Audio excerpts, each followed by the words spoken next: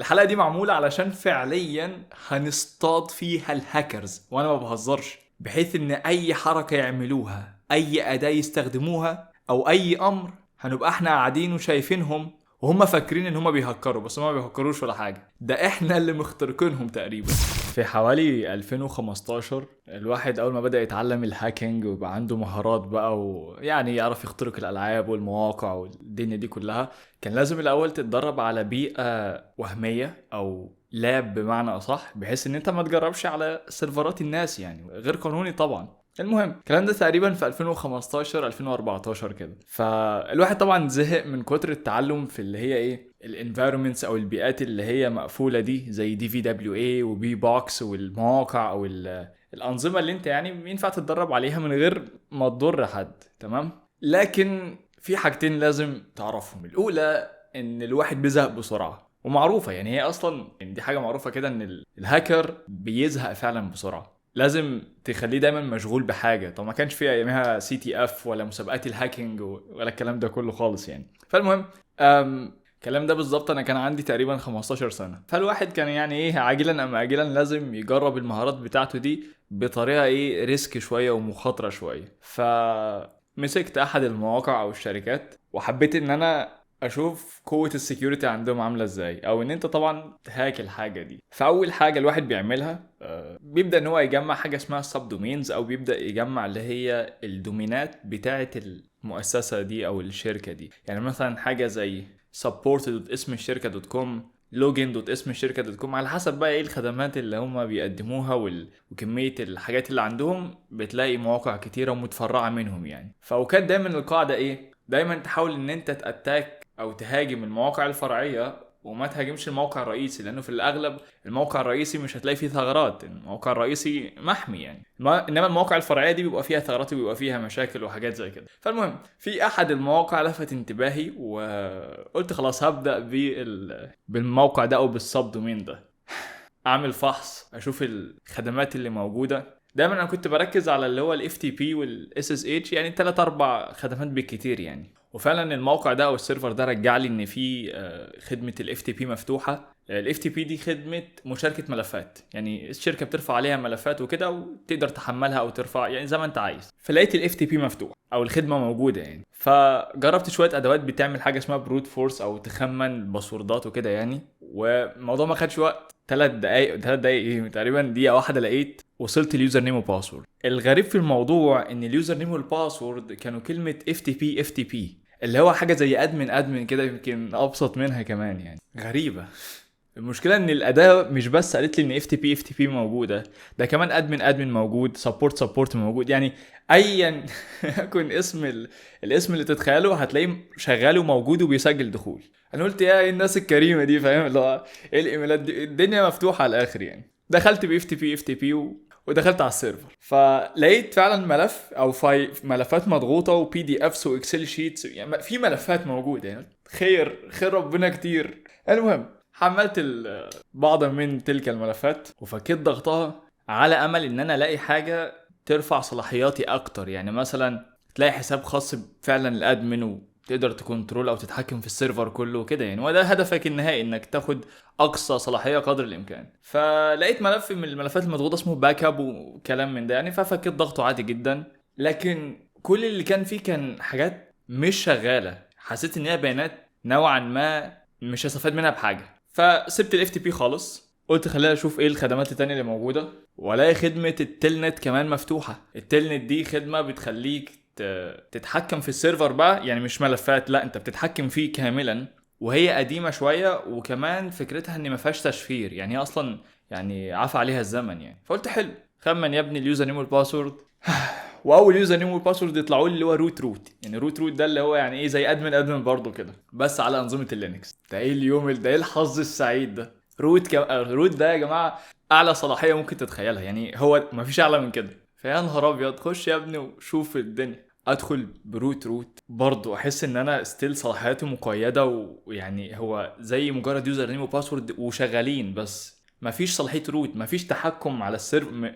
ما لقيتش اللي انا مستنيه. فقلت خلاص خلينا نشوف بقيه الخدمات المفتوحه يعني. اجرب اس اس اتش، دي خدمه تانية برضو اختهم في نفس هم ورا بعض على طول، عليها برضو مفتوحه. الصلاه على النبي.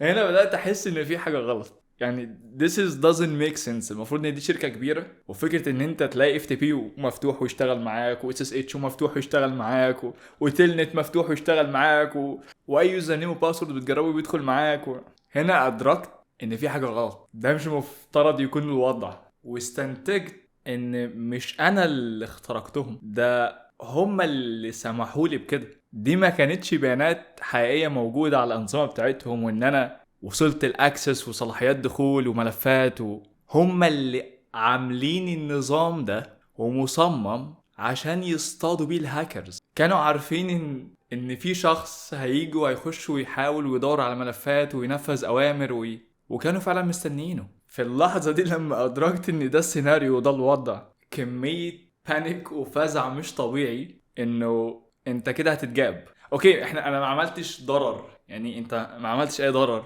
لكن ستيل ده دخول غير مصرح بيه. بغض النظر ان انا ساعتها اصلا كنت يعني لسه طفل، وحتى ما كانش فيه وقتها قانون بيجرم الحاجات الالكترونية دي، لانه اتضاف بعدها تقريبا 4 سنين في 2018. بس ستيل احساس الرعب والخوف اللي حسيته وقتها فعليا كان مش سهل. اعتقد قلبي كان ممكن يقف وقتها يعني. اول حاجه طبعا يعني بتحصل في المواقف اللي زي دي، احب اسمع ساموزين جدا يعني. لحسن حظي ان في الفتره دي كان الواحد برضو عنده نوعا ما من الحرص، وانه شايف كل اللي حواليه فعلا بيحاولوا ان هم يخترقوه. وده لانه زي ما قلت لكم المنتديات وقتها والمجتمعات اللي كانت موجوده، كان مثلا يجي واحد عشان يعلمك حاجه يقول لك خد برامج اختراق الاجهزه، برامج اختراق الشبكات، مش عارف ايه. فبتبقى البرامج دي دايما هي اصلا يعني فيها فيروسات وكده. فالواحد كان لازم دايما يبقى عامل حسابه انه الاي بي بتاعه مخفي، بيعدي على حاجه اسمها بروكسي ده اللي هو مش الميدان بتاع مصر الجديده، لا بروكسي ده اللي هو يعني بتنط من على اي بي على اي بي تاني على اي بي تالت على اي بي رابع، فبيصعب نوعا ما ان هم يعني حد يعمل لك تراكنج او كده.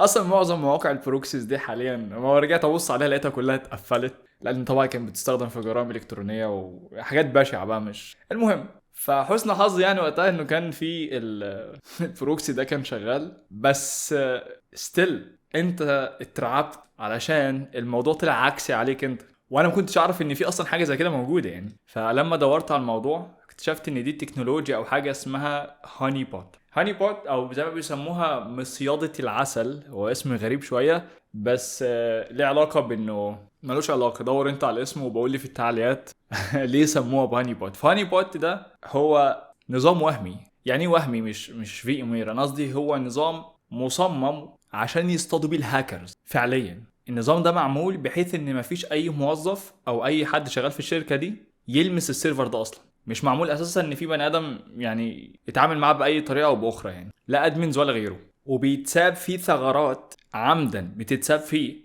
علشان معروف ان الهاكر اول ما يجي ويلاقي السيرفر ده فيه ثغرات هيبدا بيه. يعني هديكم مثال على اللي بيحصل. يعني انت دلوقتي عندك 5 اجهزه، 4 منهم ويندوز 10 وواحد منهم ويندوز اكس بي. حلو.